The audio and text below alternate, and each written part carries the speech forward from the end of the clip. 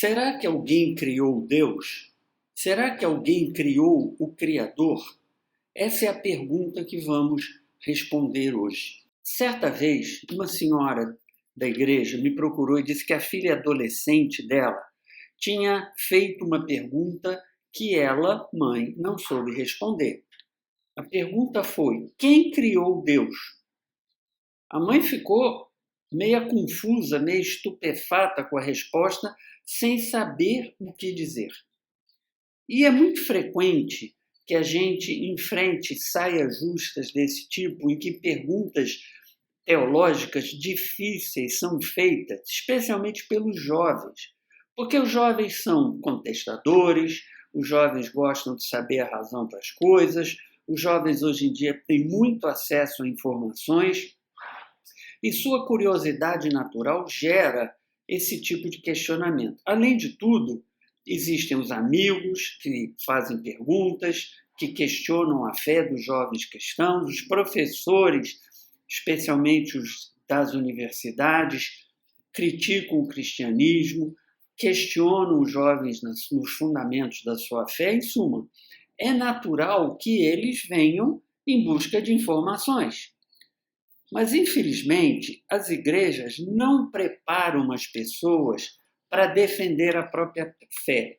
Não preparam as pessoas para responder perguntas difíceis, mas que são razoáveis. Essa pergunta, por exemplo, é razoável. Se Deus criou tudo, será que alguém criou Deus? Como é que a gente explica isso?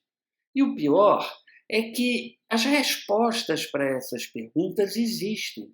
Infelizmente, os cristãos, conforme eu já disse, não estão preparados para defender a própria fé, não estão preparados para dar estas respostas, mas elas existem. Eu vou mostrar como nesse caso, no caso da adolescente que perguntou à mãe quem criou Deus, como a mãe poderia ter respondido.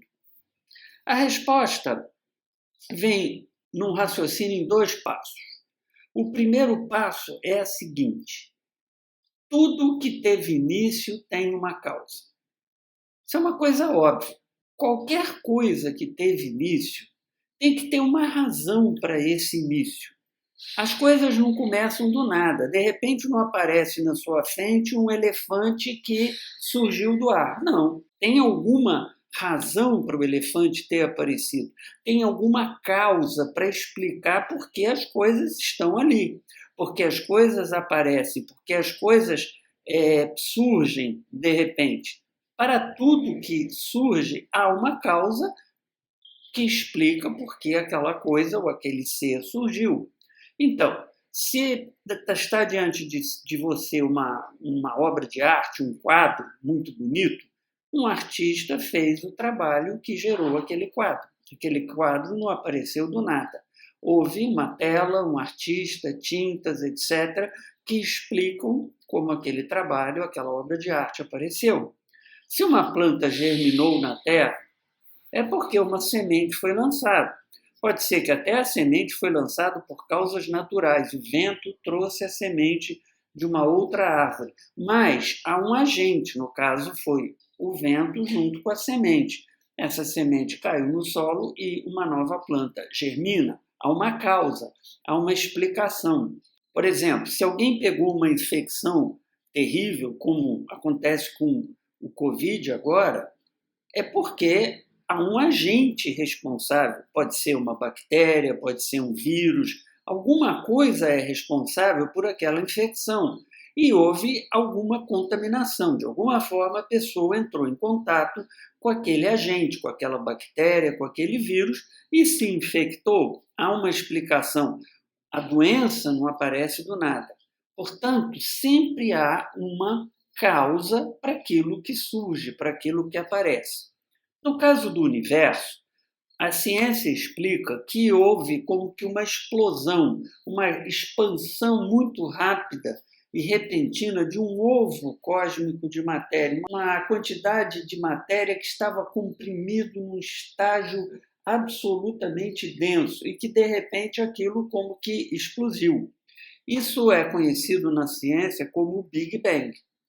E a ciência já demonstrou isso de diferentes maneiras, que o Big Bang existiu e que o universo teve início ali mais ou menos há 14 bilhões de anos atrás. Ora, se havia um ovo cósmico extremamente denso, que de repente se expandiu segundo leis da física que a gente consegue estudar, é óbvio que houve um agente prévio a esse ovo. Um agente que criou esse ovo, colocou esse ovo lá de alguma maneira e criou as leis que regeram essa expansão desse ovo. Nós chamamos esse agente de Deus. Deus teria sido o ser com poder suficiente, entendimento suficiente para colocar lá aquele ovo cósmico que gerou o Big Bang e que gerou o universo. De certa forma, é isso que a Bíblia explica nos capítulos 1 e 2 do Gênesis. É uma descrição alegórica de como as coisas aconteceram. Não é uma descrição científica, passo a passo, né? É uma descrição que faz sentido para as pessoas que não têm conhecimentos científicos, especialmente para aquelas há 3.500 anos atrás, quando a Bíblia começou a ser escrita. Ora, o universo não surgiu do nada e nem se formou sozinho. Isso não é possível. Interessante que há cientistas que são ateus, que querem explicar que Deus não existe, que defendem essa ideia absurda, que o universo teria surgido do nada. Infelizmente, cientistas também dizem bobagens. Não é porque são cientistas que estão isentos de falar besteira. Esses cientistas alegam que existiu uma sopa, como se fosse uma quantidade enorme de partículas subatômicas flutuando por aí, e de repente elas se juntaram no meio do nada e acabaram formando o universo. Mas quando a gente chega para esses mesmos cientistas e pergunta, ok, vamos imaginar que foi assim como você está dizendo, mas da onde vieram as partículas que estavam por aí flutuando do nada? E da onde vieram as leis científicas que explicam como essas partículas haveriam de se comportar? Como explicar que esse processo se deu assim? E aí eles não têm resposta, porque é evidente que sempre há um início, sempre há alguma coisa que estava em primeiro lugar para dar surgimento a tudo que vem depois. E nós damos o nome a esse agente, a esse ser que estava lá antes. Damos o nome de Deus. Mas aí vem a segunda pergunta, o segundo passo do raciocínio. E Deus, ele também teve início? Porque se Deus tiver tido início, nós precisaremos de um criador para o criador. Algum ser ou alguma coisa terá criado Deus. E aí fica uma coisa absolutamente louca. Porque se houve um criador do criador, aí vão perguntar, mas esse que criou Deus foi criado por quem? E aí aparece o criador do criador do criador. E isso não pararia nunca. Mas a Bíblia tem a resposta para isso. Deus é eterno. Lembre-se, o item inicial diz, tudo que tem início tem uma causa. Mas Deus não teve início, ele sempre existiu e ele sempre existirá. Então ele não se enquadra no item anterior, ele não se enquadra na declaração que tudo que teve início tem uma causa. Deus sempre existe e Deus sempre existirá. Deus, portanto, não foi criado, ele simplesmente existe. Então não é preciso haver um criador para Deus.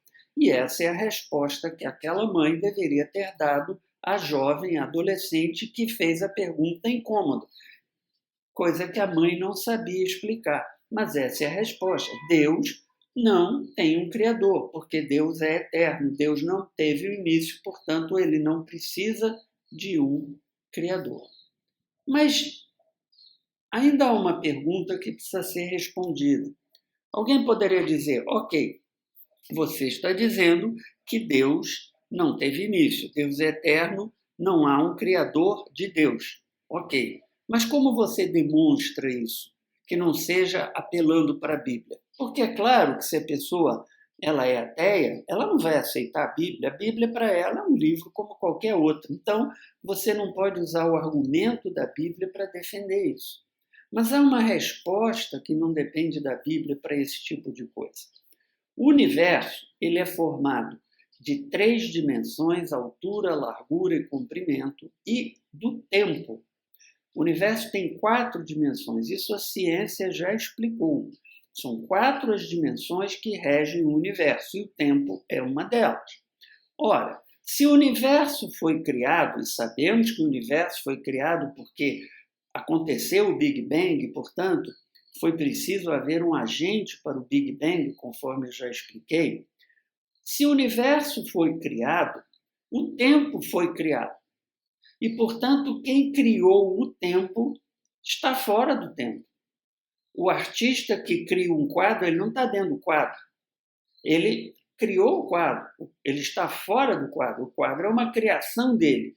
Se o tempo foi criado, se o tempo foi gerado quando o universo começou, quem criou o universo está fora do tempo, não pertence ao tempo. Ele pode interferir no tempo, da mesma forma como o artista interfere no quadro. Ele vai lá no quadro e faz um retoque. Ele entra no quadro e faz um retoque. Mas ele não está no quadro, ele está fora do quadro. Deus está fora do tempo. Deus não é afetado pelo tempo, porque Deus criou o tempo. O tempo é a criação dele. Se Deus está fora do tempo, ele é um agente imutável, um agente que não muda, porque ele não sofre influência do tempo. E ele é eterno, porque não faz sentido para Deus falar em passagem do tempo, começo e fim. Deus é eterno. Essa é a explicação da teologia, da filosofia e da ciência, que explica por que quem criou o universo, quem criou o tempo, precisa ser eterno. E aí não ocorre aquilo que nós comentamos.